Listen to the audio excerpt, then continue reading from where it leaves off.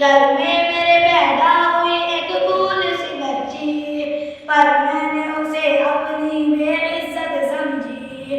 नफरत थी मुझे उससे, मैं बेजार था उससे, लेकिन मेरी बीवी को बहुत प्यार था उससे। बाहों